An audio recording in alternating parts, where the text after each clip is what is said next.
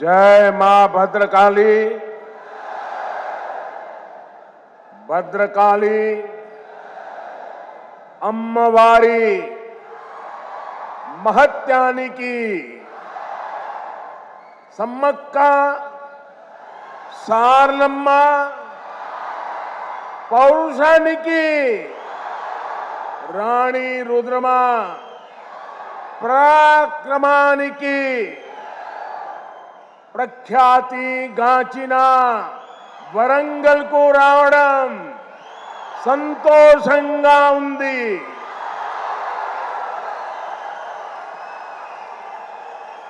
आज मैं एक बीजेपी कार्यकर्ता के रूप में वारंगल में आप सबके बीच आया हूं। ये क्षेत्र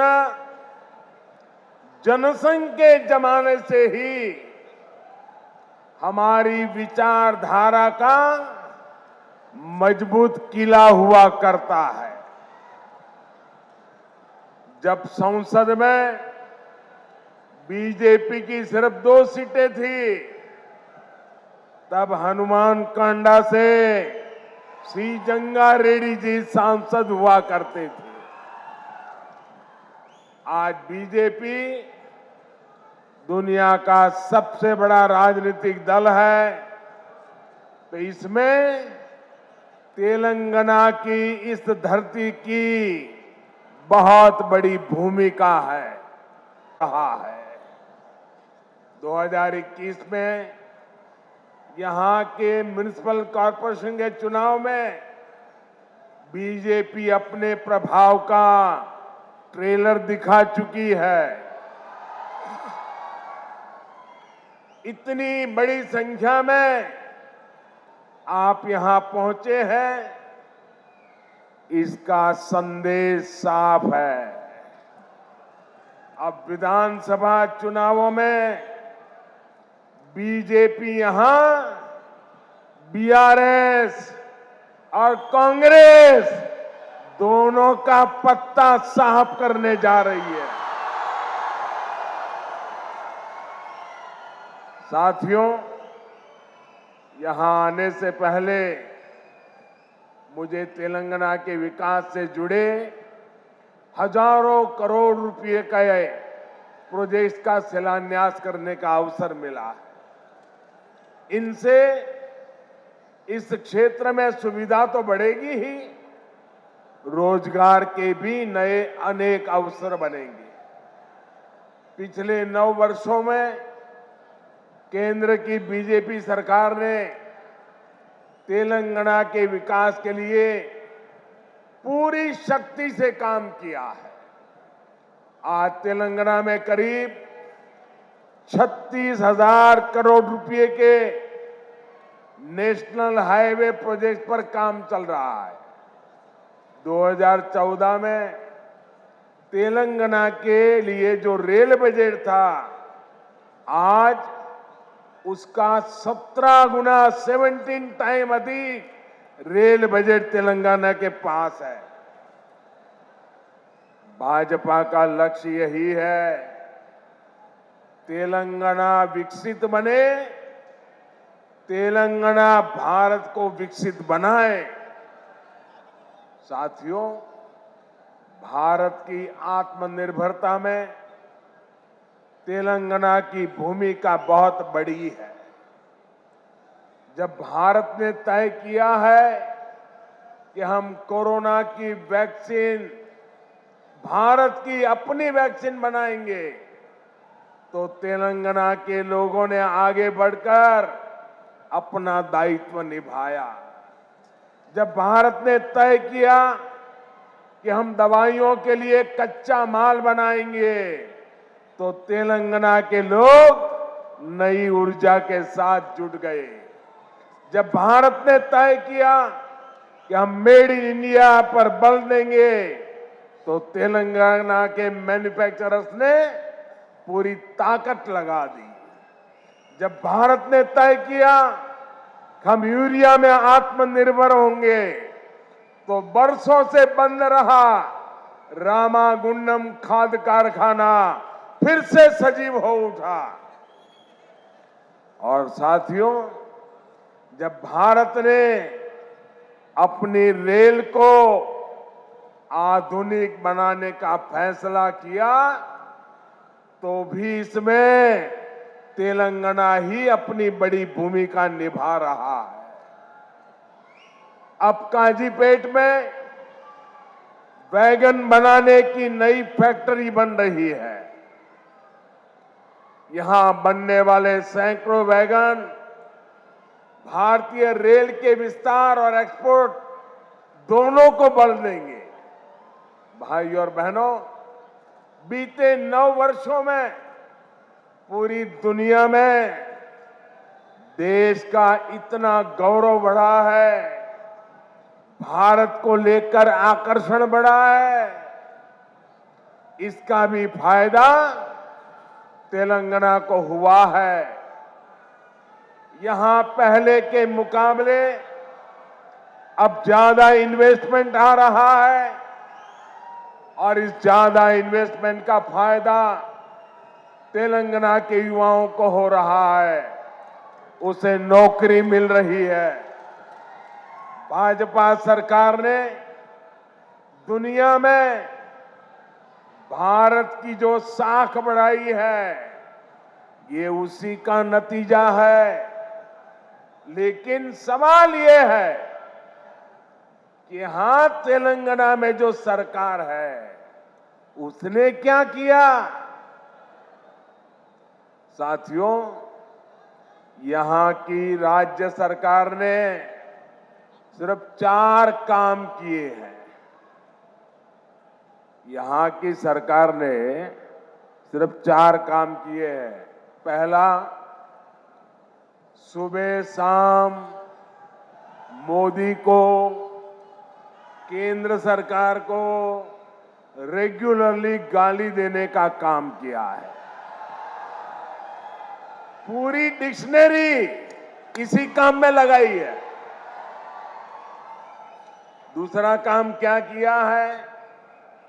एक परिवार को ही सत्ता का केंद्र बनाने का और खुद को तेलंगाना का मालिक साबित करने का काम किया है। तीसरा काम क्या किया है? इन्होंने तेलंगाना के आर्थिक विकास को चौपट कर दिया। चौथा काम क्या किया? चौथा, इन लोगों ने तेलंगाना को भ्रष्टाचार में डुबो दिया। आज तेलंगाना में ऐसा कोई प्रोजेक्ट नहीं है जिसमें भ्रष्टाचार के आरोप नहीं है। केसीआर सरकार यानी सबसे भ्रष्ट सरकार। और देखिए खेल, अब तो दिल्ली तक इनके भ्रष्टाचार के तार फैल गए हैं। हम पहले 2 देशों या 2 राज्यों की सरकारों के बीच विकास से जुड़े समझौतों की खबरें सुना करते थे कि भाई विकास के लिए 2 राज्यों ने समझौता किया, पानी के लिए 2 राज्यों ने समझौता किया, ऐसी खबरें आती थी।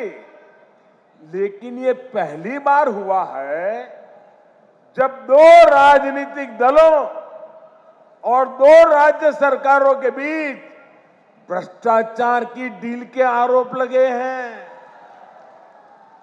ये दुर्भाग्य है कि जिस तेलंगाना के लिए जनता ने इतना संघर्ष किया, इतने बलिदान दिए, उस जनता को ऐसे दिन देखने की नौबत आई है। और साथियों, मैं एक और बात कहूंगा, यहां सत्ता में जो परिवार बैठा है, जो करोड़ों को घोटालों में लिप्त है, जिस पर जांच एजेंसियों का शिकंजा लगातार कस रहा है, जिसकी पोल तेलंगाना के लोगों के सामने खुल चुकी है, वो परिवार अब तेलंगाना की जनता को गुमराह करने के लिए, माइंड डाइवर्ट करने के लिए नए नए हथकंडे अपना रहे हैं। आपको इन हथकंडों से, इनकी चालबाजियों से सावधान रहना है। साथियों, मैं जब भी तेलंगाना आता हूं, आप सभी लोगों की एक और छटपटाहट समझ आती है। आप लोगों ने कभी नहीं सोचा था कि एक दिन इस तरह परिवारवादी राजनीति के शिकंजे में हमारा तेलंगाना फंस जाएगा। परिवारवादियों को सिर्फ अपने बच्चों, अपने बेटे बेटियों के भविष्य की चिंता होती है। उन्हें देश के, तेलंगाना के दूसरे बच्चों का भविष्य बर्बाद होने से कोई फर्क नहीं पड़ता।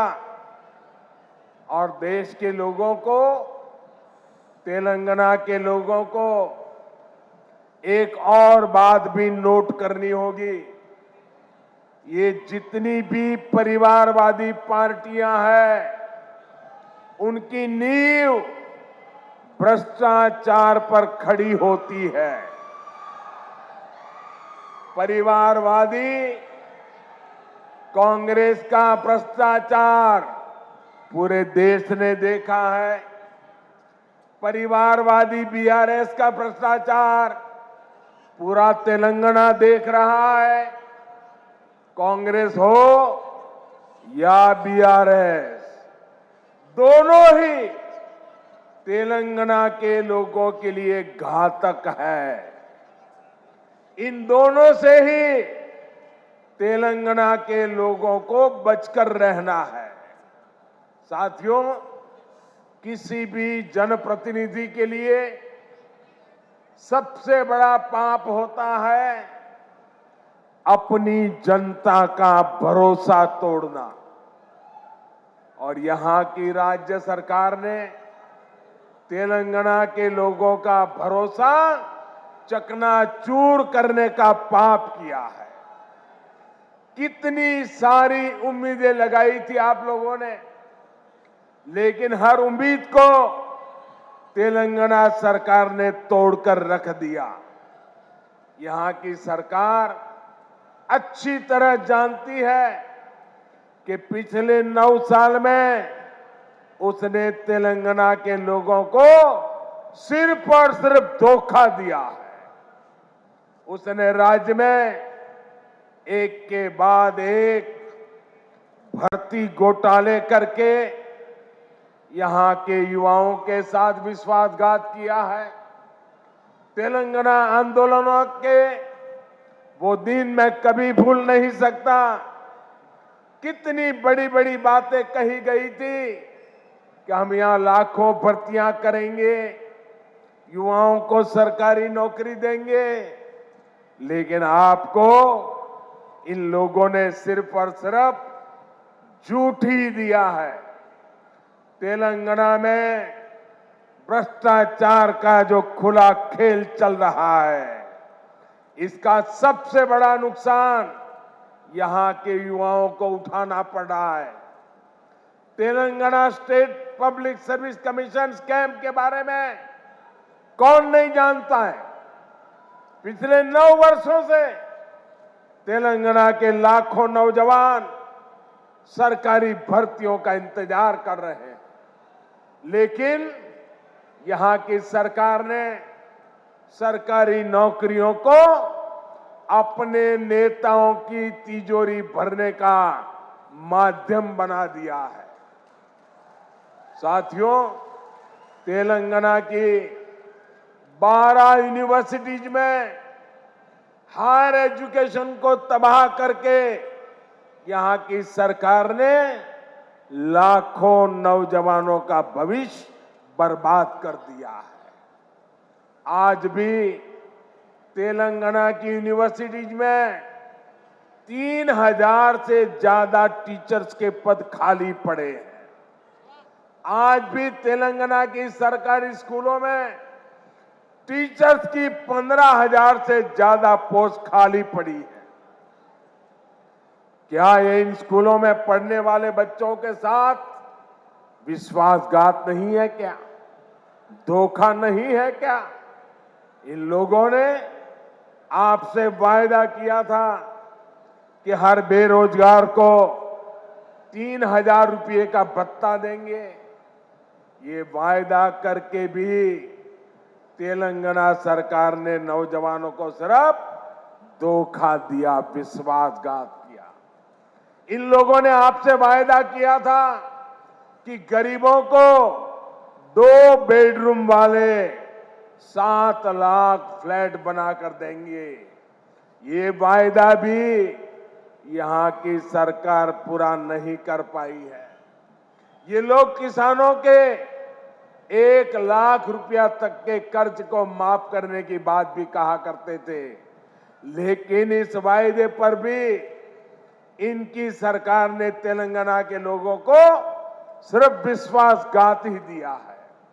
साथियों, मुझे पता है कि तेलंगाना की ग्रामीण पंचायतें, यहाँ के सरपंच यहाँ की सरकार से कितने गुस्से में हैं, कितने नाराज हैं। ये बीजेपी की केंद्र सरकार है जिसने तेलंगाना की ग्राम पंचायतों को 12,000 करोड़ रुपए से ज्यादा सीधा देने का सुनिश्चित किया है। यहाँ की ग्राम पंचायतें ज्यादातर काम सेंट्रल फंड से ही करा रही है। केसीआर सरकार यहाँ ग्राम पंचायतों के सामने लगातार मुश्किल खड़ी कर रही है। इसलिए तेलंगाना की हजारों पंचायतें भी अब यहाँ की परिवारवादी सरकार को पटखनी देने का इरादा कर चुकी है। साथियों, बीजेपी सरकार ग्रामीण अर्थव्यवस्था को मजबूत करने के लिए गांवों में ज्यादा से ज्यादा खर्च कर रही है। पैडी प्रोक्योरमेंट के माध्यम से यहाँ के धान किसानों को पिछले 9 साल में 1,30,000 करोड़ रुपए से ज्यादा दिए गए। मनरेगा के तहत तेलंगाना के गांवों में करीब करीब 25,000 करोड़ रुपए का काम कराया गया है।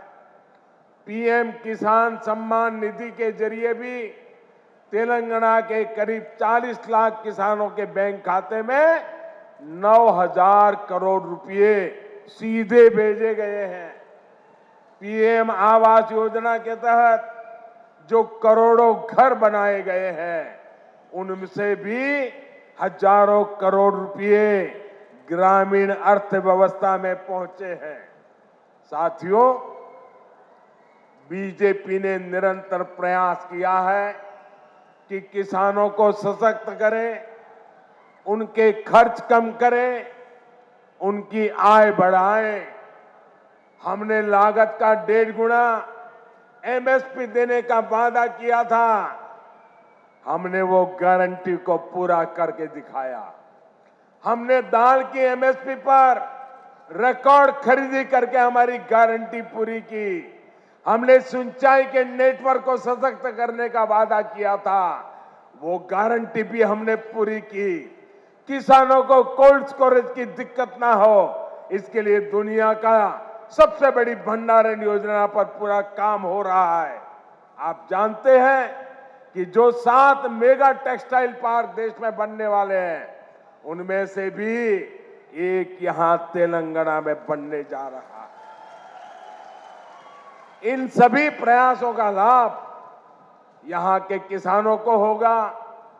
हमारे कॉटन ग्रोवर किसानों को होगा। भाइयों बहनों, तेलंगाना की सरकार ने गरीब, दलित, पिछड़े आदिवासियों को सिर्फ झूठे वादे दिए, झूठी घोषणाएं दी, लेकिन केंद्र की बीजेपी सरकार ने सही मायने में इन वर्गों को सशक्त किया है। वारंगल सहित इस पूरे क्षेत्र में बड़ी संख्या में आदिवासी और पिछड़े समाज के लोग रहते हैं। पहले की सरकारों में हमारे आदिवासी भाई बहनों के साथ सौतेला व्यवहार किया जाता था। सड़कें हो, पीने का पानी हो, स्कूल हो, अस्पताल हो, हमारे ट्राइबल भाई बहन का नंबर सबसे अंत में आता था। आदिवासी क्षेत्रों के विकास के लिए बीजेपी ने पहले की सरकारों की सोच और अप्रोच दोनों को बदल दिया। हमने आदिवासी क्षेत्रों में सैकड़ों नए एकलव्य मॉडल स्कूल खोले। हमने वन उपज के सही दाम देने के लिए एमएसपी का दायरा बढ़ाया। हमने जनधन केंद्रों के माध्यम से रोजगार के नए साधन तैयार किए। आज आप देख रहे हैं कि इन आदिवासी क्षेत्रों में 6 लेन के 4 लेन के हाईवे बन रहे हैं, इंडस्ट्रियल कॉरिडोर बन रहे हैं, मिशन मोड पर 4G नेटवर्क की सुविधाएं तैयार की जा रही है। आदिवासी परिवारों में सिकल सेल एनीमिया की बहुत बड़ी दिक्कत है। अब बीजेपी सरकार ने सिकल सेल एनीमिया को जड़ से हटाने के लिए भी अभियान शुरू किया है। साथियों, आजकल कुछ लोग चुनाव से पहले जनता को गुमराह करने के लिए झूठी गारंटी लेकर आ रहे हैं। बीजेपी चुनाव के लिए झूठी बातें या झूठी गारंटी कार्ड नहीं बांटती। अगर बीजेपी हर गरीब परिवार को मुफ्त राशन देने की बात करती है तो पूरा राशन गरीब के किचन तक पहुंचता है। बीजेपी अगर आयुष्मान भारत कार्ड देती है तो 5 लाख रुपए तक का मुफ्त इलाज हर गरीब परिवार को मिलने लगता है। अगर बीजेपी घर घर टॉयलेट बनाने का अभियान शुरू करती है तो हर गरीब, दलित, पीड़ित, पिछड़े आदिवासी के घर तक सुविधा पहुंचती है। अगर बीजेपी गरीब परिवार की बहनों को नल से जल देने का भरोसा देती है तो ये काम पूरा करके भी दिखाती है। तेलंगाना की जनता ये सब कुछ अनुभव कर रही है। इसलिए आज तेलंगाना की आकांक्षा है, आज तेलंगाना की आशा अपेक्षा है, अब की बार बीजेपी सरकार, अब की बार